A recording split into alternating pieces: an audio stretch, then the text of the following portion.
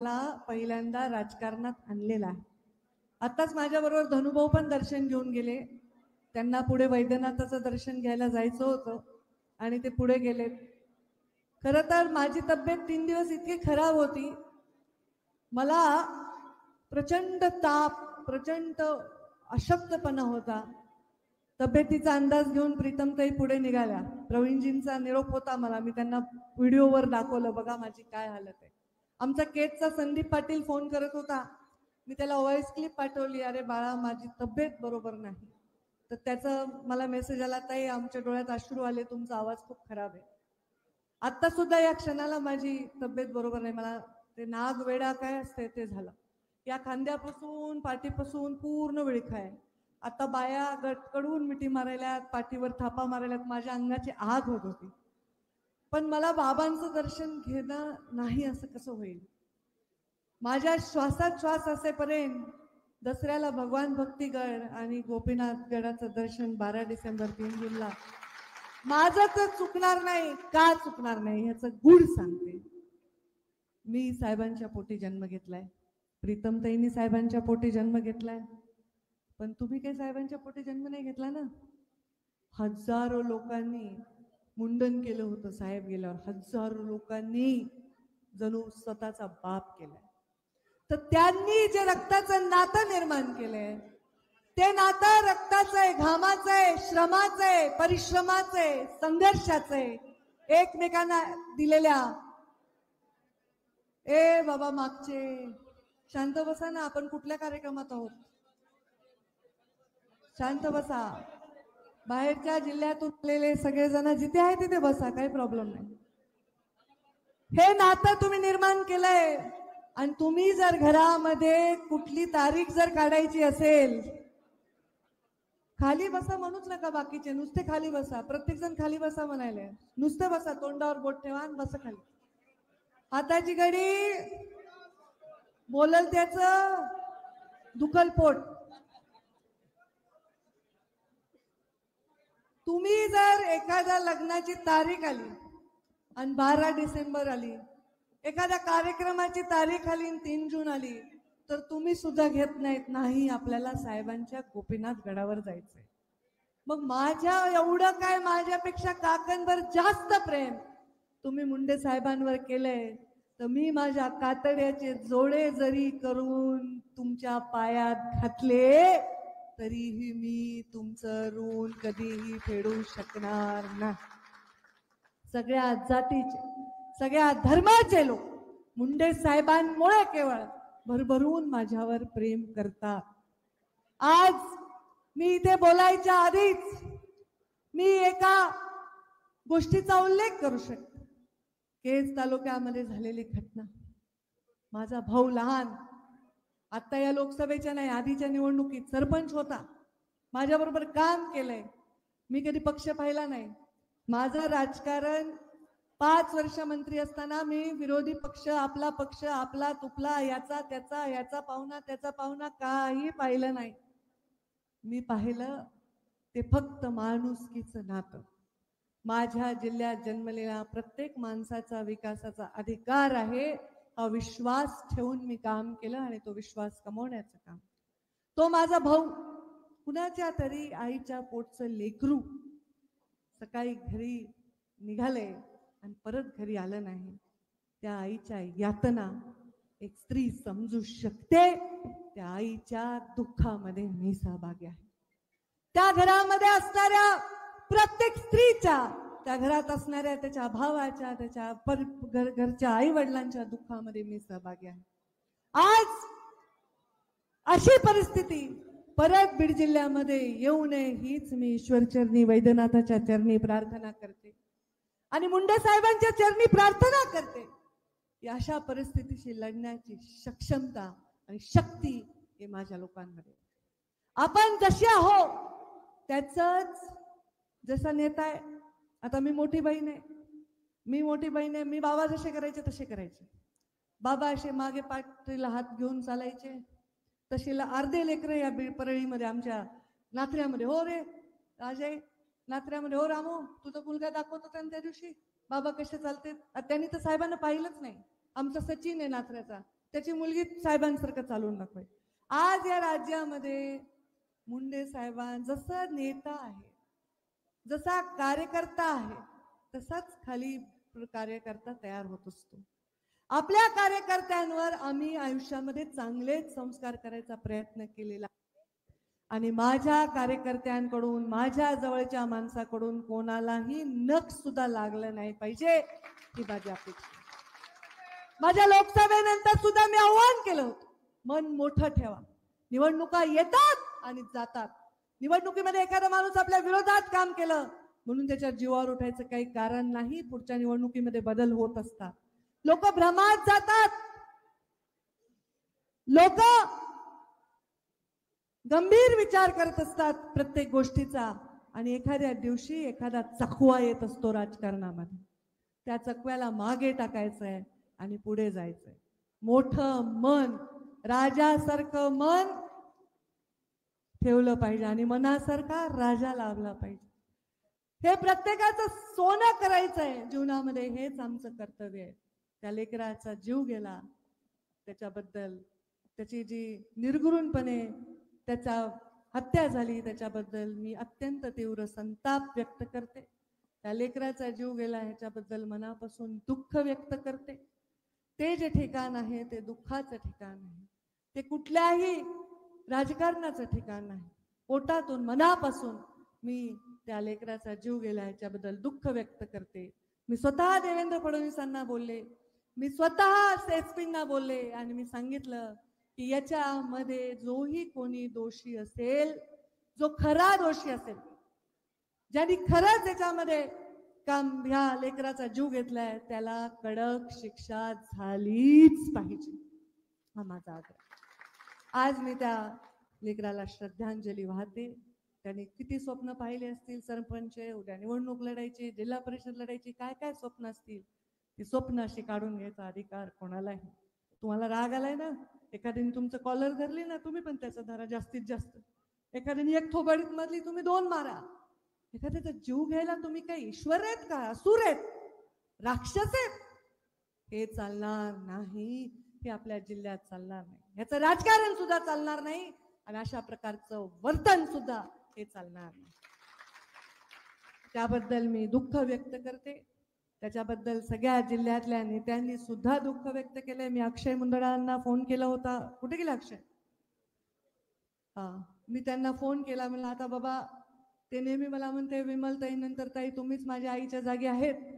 तर मी म्हणलं आता माझं लेकरू म्हणून तूच जा, कारण माझी तब्येत बिघडलेली होती. मला अंथरुणातून निघता येईना, नागवेड्याचं दुखणं वाईट असतंय, ताप नुसता नुसता अशा ठणका. अशा परिस्थितीत डॉक्टर म्हणले कुठे अशा ठिकाणी जाऊ नका, गर्दीत जाऊ नका. तरी पण मी आज आले. मी अक्षयला म्हणलं बाबा तू त्यांच्या लेकराच्या घरी जाऊन भेटून ये, त्यांच्या आई वडिलांचं सांत्वन कर, त्यांचं म्हणणं काय म्हण आणि त्यांना सांग की पंकजा ताई आणि सर्व परिवार तुमच्या दुःखात सहभागी आहे, तुमच्या पाठीशी खंबीरपणे उभा आहे. आणि म्हणून आज मी हे वाक्य उच्चारले, हे शब्द बोलले, हे माझ्या बाबांचे संस्कार आहेत. ते गृहमंत्री होते या राज्याचे आणि ते राज्याचे गृहमंत्री असताना त्यांनी असंख्य गुन्हेगारांना यमसदनाला पाठवलं. ते राज्याचे गृहमंत्री असताना त्यांनी मुंबईला पूर्णपणे अंडरवर्ल्ड मुक्त करण्याचं काम केलं होतं. त्यांच्यामुळे अंडरवर्ल्डचे मोठे मोठे गुन्हेगार देश सोडून पळून गेले, ते अजून परत आले नाही. ते मुंडे साहेबांनी, मोठे मोठे रिटायर अधिकारी आज इंटरव्ह्यू मध्ये मुंडे साहेबांचा उल्लेख करतात की मुंडे साहेबांनी ज्या पद्धतीने ग्रह खातं सांभाळलं. मी देवेंद्रजींनाही सांगितलं, अशा घटना सगळ्या राज्यभर जरी घडल्या तरी तेवढ्याच संवेदनशील आहे. बीड जिल्ह्याच्या बद्दल कुठलाही बदनामीचा प्रयत्न याच्यामध्ये होण्याचं काही कारण नाही. पण मुंडे साहेबांनी गृहमंत्री असताना एकच बघितलं, गुन्हा म्हणजे गुन्हेगार म्हणजे गुन्हेगार, गुन्ह्याला शिक्षा ही झालीच पाहिजे आणि निर्भयपणे आणि कुठल्याही पक्षपातीपणा न करता हे जीवनामध्ये राजकारणामध्ये आपलं पद भूषवलं पाहिजे. ज्याला शत्रूला सुद्धा ज्यांच्यावर प्रेम येतं, शत्रूला सुद्धा ज्यांच्या जाण्यामध्ये आजही मन भरून येतो, देशाच्या कुठल्याही कोपऱ्यामध्ये माणूस म्हणत नाही की या माणसाने माझं काही वाईट केलं, त्याची लेख म्हणून मी तुम्हाला आश्वस्त करते. आज मी आमदार आहे, जिल्ह्यामध्ये काम करतेय, आणि तुमच्या आशीर्वादाने करणारच आहे पुढे. तुमचा आशीर्वाद मिळाल्यानंतर पुढचं काम करत असताना या जिल्ह्यातील, कारण आता मी आमदार काही परळीची नाही, फक्त परळीला डबल आमदार झाले, पण मी जिल्ह्याचे आमदार आहे कारण मला आमदारांनी निवडून दिले.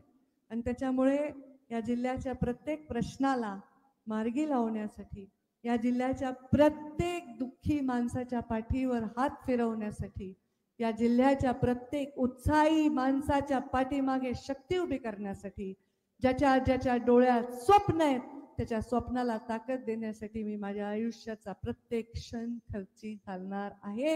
हे वचन माझ्या बापाच्या समाधीच्या साक्षीने मी तुम्हाला देतो. हा माझा, मी मध्ये मुख्यमंत्र्यांची भेट घेतली, चर्चा केली, मी सांगितलं की हा माझा मराठवाडा हा मागासलेला, हा मागासलेला याचं कारण महत्वाचं म्हणजे भौगोलिक आहे. पाणी नाही माझ्या मराठवाड्याला, सिंचनाचा प्रश्न आहे आणि त्यामुळे शेतकऱ्यांचे प्रश्न आहेत, तर त्यांच्यावर आपण तात्काळ लक्ष देण्याची गरज आहे. त्याचबरोबर या भागामध्ये जास्तीत जास्त उद्योग आणून इथल्या लोकांना आपल्याला रोजगार देण्याची गरज आहे. या भागातल्या स्त्रियांच्या सुद्धा हाताला बळ, आता लाडकी बहीण तर झालीच आहे, पण स्त्रियांना अजून स्वाभिमानाने जगण्याची संधी देण्याची गरज आहे. आणि या सगळ्या गोष्टींवर चर्चा केली.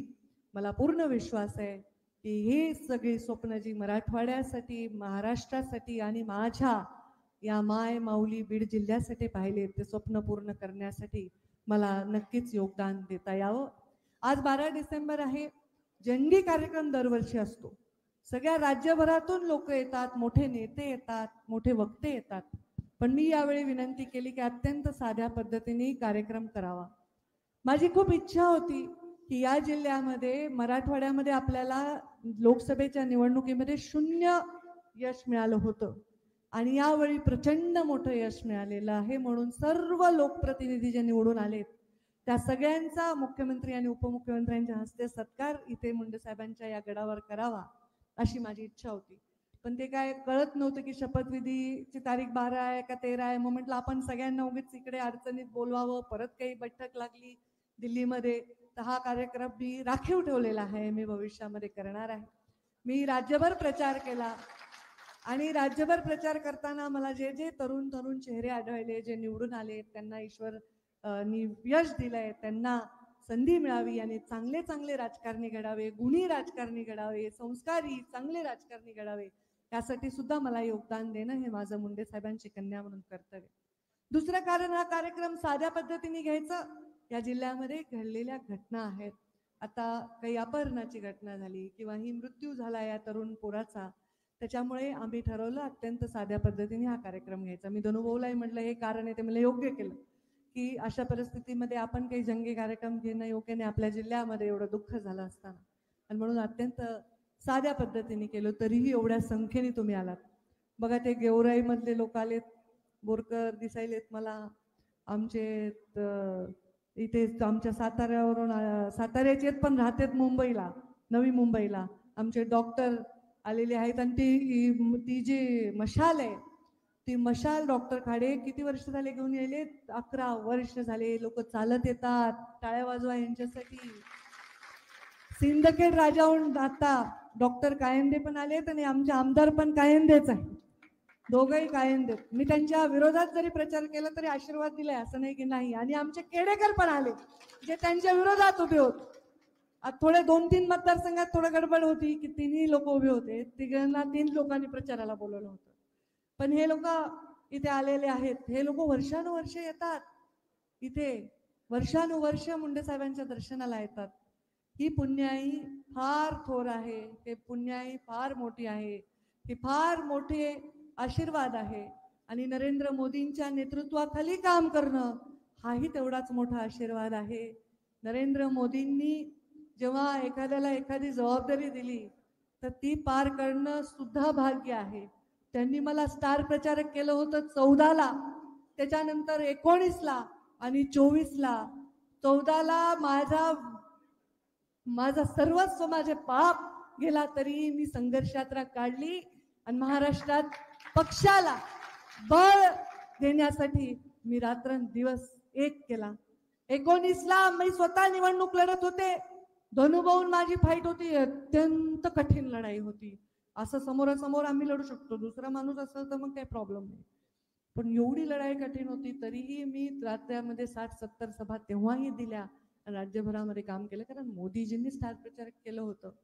आणि आता सुद्धा माझा स्वतःचा मतदारसंघ जो गोपीनाथ मुंडेंनी जिथे कमळ लावलं, तिथे कमळ नाही ही भावना लोकांची असली तरी मी म्हणलं आपलंच आहे, घड्याळ सुद्धा दाबा. आणि मग राज्यभर मी फिरले, आपला पक्ष मोठा करावा. हे मुंडे साहेबांची जी समाधी आहे ही कमळात आहे. दरवेळी मी सांगते, कमळातच कमळातच कमळा कमळातच कमळातच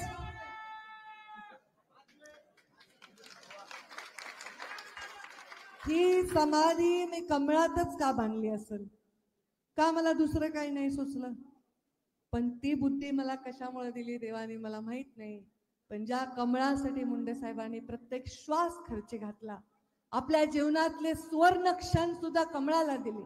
ना कधी घरात लेकीचा वाढदिवस पाहिला, ना आजारपण पाहिलं, ना दुःख पाहिलं, ना सुख पाहिलं. तिन्ही लेकी आमच्या आईच्या गळ्यात बांधून की तू यांना संस्कार दे, तू यांना एकता उभी कर, मोठं कर.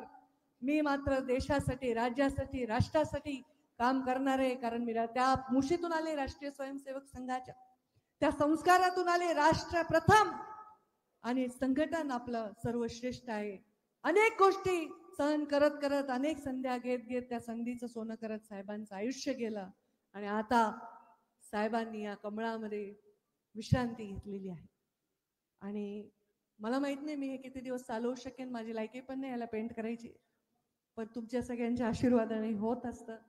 ईश्वराने, बाबांनी, भगवान बाबांनी मला आशीर्वाद द्यावे की ज्या कुळात जन्मले त्या कुळाचा, ज्या वंचित समाजात जन्मले, म्हणजे जात नाही म्हणत बरं का मी, या मराठवाड्यातला मी सगळ्याच वंचित आहे ना. काहीतल्या पाणी काही जात बघून येतं का, की बाबा ह्याच्या मळ्यात येतं त्याच्या येत नाही, त्याच्या येत नाही, असं नाही ना. सगळेच वंचितच नाही विकासापासून. त्या वंचितात जन्माला आले, ज्या भागात जन्माला आले आणि ज्यांना मी जन्म दिला, त्यांचं उत्थान आणि त्यांचा उद्धार करण्याची क्षमता ही माझ्यामध्ये यावी. न्याय देवतेचा तराजू जसा हातामध्ये असतो आणि त्या तराजूमध्ये खरं खरं आणि खोट्याला खोटं असतं, तसं खरं आणि खरं खोटं करण्याची शक्ती माझ्यामध्ये यावी. आणि आपल्या जीवनामध्ये मुंडे साहेबांनी जो मंत्र दिलाय त्या मंत्राला कधीही मी मुठमाती देऊ नये, एवढी माझ्यामध्ये नेहमी शक्ती असावी. काय मंत्र आहे तो? मी थकणार नाही, मी रुकणार नाही, मी कोणासमोर कधीही झुकणार. मी उतणार नाही, मी मातणार नाही, मी घेतला वसा टाकणार नाही. तुमच्यापैकी काही लोकांना हक्कानी पाठीत धपाटा मारू शकते, काही लोकांना तुझं चूक आहे रे तू गप्पाच म्हणू शकते. हे बघा हसायला, मी कधी पाठीत खंजीस कुपरणाऱ्याची औलाद नाही. जे आहे ते समोर आहे, जे आहे ते स्पष्ट आहे. खोटेपणा हे माझ्या रक्तात नाही. आणि म्हणून याच्या कमळात माझा बाप विश्रांती घेत आहे. उद्या वेळ आली तर इथेच माझी विश्रांती होईल. हे माझ्या आयुष्याचा प्रवास आहे. त्याच्यामुळे माझ्या या मी जेव्हा लहान होते ना, एवढीशी पंकुताई म्हणायचे लोक मला, पंकुताई साहेब म्हणायचे पंकुताई. तर एवढी होते तेव्हा मी कुणाला भेटायचे 12-13 वर्षाची असताना. इथं नाही भेटायचे तुम्हाला कोणाला, प्रवीणजी. बाबा म्हणायचे सुंदरलालजी पटवा आलेत, मी मध्य प्रदेशचा प्रभारी आहे, अर्धा तास गप्पा मार. बाबा म्हणायचे विजयाराजे शिंदे आल्यात, त्यांच्याशी बस चहा पाणी कर. या राज्यामध्ये, या देशामधले मोठे मोठे नेते 12-13 वर्षाचे असताना मी त्यांचा पाहुणचार केलाय. एक संस्कार आहे, एक सज्जनता आहे, एक घरंदाजपणा आहे, खानदानीपणा हे वागण्यामध्ये आपल्या असताना जीवनामध्ये आपण कधीही कुणाचं वाकडं करण्याची गरजच काय, जर लोक आपल्या पाठीशी उभे. आपल्याला यश नाही मिळालं तर लोक जीव देतात, ह्याच्यापेक्षा लोकांचे काय आपल्यावर प्रेम असू शकतं. हे पा, ज्यांना पद पाहिजे ज्यांना काहीतरी मिळवायचंय ते मुठभर लोक आहेत, ते इकडे तिकडे करत असतील, पण ही असंख्य जनता, प्रेम करणारी लोक कुठेही जाणार नाही, कुठेही जाणार नाहीत. आणि तुम्ही जोपर्यंत आहेत तोपर्यंत मी आहे. जोपर्यंत माझ्या सभांना ऐकण्यासाठी तुमची एवढी मोठी डोके आहेत तोपर्यंत मी बोलणार. जोपर्यंत तुम्ही ताई या म्हणणार तोपर्यंत मी येणार. जोपर्यंत तुम्ही ताई पाहिजे म्हणणार तोपर्यंत मी असणार. ज्या दिवशी तुम्ही म्हणणार ताई नको, मला तुम्हाला लादणारच नाही. तुम्ही माझ्यावर जे प्रेम केले, माझ्यावर जो जीव दिलाय, त्याच्यामुळे आज मी इथे आहे. तुम्हा सर्वांचे हात जोडून मनापासून आभार मानते. आणि जे इथे आलेत सगळे, आता सगळं इथे खिचडी झाली आहे, सगळेच आलेत, सगळ्यांचे मी स्वागत करते. नमिताताई मुंदळांचे, अक्षय मुंदळांचे स्वागत करते, धोंडे साहेबांचे स्वागत करते, जिजांचे स्वागत करते, प्रवीणजी तुमचे स्वागत करते, आमचे डॉक्टर कायंदे आणि आमचे आमदार कायंदे सतीश नागरे यांचे स्वागत करते. आमचे इथे सगळे, तुमचा हात वरच आहे का, तात्या आलेले आहेत त्यांचं स्वागत करते. सगळे सगळे इथे आलेले आहेत, सगळे मागे आष्टीचे लोक आलेले आहेत, केसचे लोक आलेले आहेत, आमच्या मागे दिसायलेत संतोष भाऊ दिसायलेत, नेयरकर दिसायलेत, भगवान दिसायलाय, विजयकांत मुंडे दिसायलेत, रामदास बडे दिसायलेत, नेताजी मालक दिसायलेत, दत्ता काका देशमुख दिसायलेत, उषा काकू दिसायलेत, रमाकांत बापू, अनुरोध सानप सगळे तर दिसायलेत. सगळ्यांचे नाव घेतले तर कसं होईल. आणि यावेळी मी आमदारांचा कार्यक्रम रद्द केल्यामुळे जे दरवर्षी येणाऱ्या माझ्या आमदार आल्याच आहेत, पण मला वाटलं यावेळी मोनिका ताई राजळे आल्या आहेत, टाळ्या वाजवून त्यांचंही स्वागत करावं. अत्यंत झुंज देऊन त्यांनी निवडणूक जिंकलेली आहे, त्यांचंही मनापासून मी स्वागत करते. आणि आज या ताई इकडे आज कुठलाही कार्यक्रम जाहीर नसताना देखील एवढे सर्व नेते कार्यकर्ते आले, त्यांचे मी हात जोडून आभार मानते आणि माझ्या वाणीला विराम देते. धन्यवाद. जय हिंद, जय महाराष्ट्र.